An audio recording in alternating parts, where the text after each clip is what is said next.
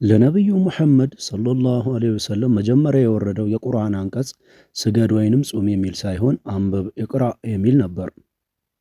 ይህ የሚያሳየው አንድ አማኝ ፈጣሪውንም ሆነ ዓለምን ለማወቅ መጀመሪያ ማንበብንና መመራመር እንዳለበት ነው።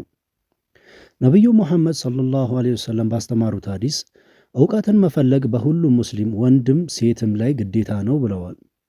ይህ ማለት እውቀት ለተመረጡ ሰዎች ብቻ ሳይሆን ለእያንዳንዱ ግለሰብ የተሰጠና መብትና ግዴታ ነው። ይህም በታሪክ እስልምና በስፋት በደረሰባቸው ቦታዎች ሁሉ የማንበብና የመጻፍ ባህል እንዲዳብር አድርጓል።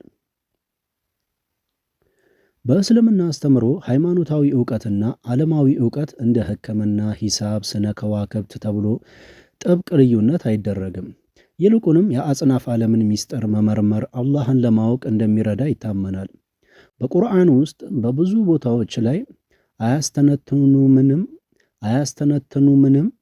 አይመለከቱምንም፣ አያውቁምንም የሚሉ ጥያቄዎች ሰውን ለመመርመርና ለጥልቅ አስተሳሰብ ይገፋፋሉ። ቁርአን እውቀት ያላቸውና የሌላቸውን ሰዎች እኩል እንዳልሆኑ በግልጽ ያስቀምጣል።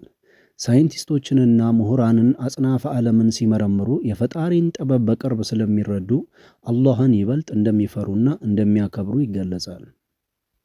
ይህ ለእውቀት የተሰጠው ትኩረት በ8ኛውና በ14ኛው ክፍለ ዘመን መካከል የእስልምና ወርቃማ ዘመን እንዲፈጠር ምክንያት ሆኗል። በዚህ ወቅት በሕክምና ኢብኑ ሲና ዘመናዊን ሕክምናን መሰረት ጥለዋል። በርካታ የከዋክብት ስሞችንና የምርምር መሳሪያዎችን በሙስሊም ሊቃውንት ተገኝተዋል። በእስልምና እውቀት የሰው ልጅ ወደ ፈጣሪውና ወደ ስልጣኔ የሚጓዝበት ብርሃን ተደርጎ ይወሰዳል።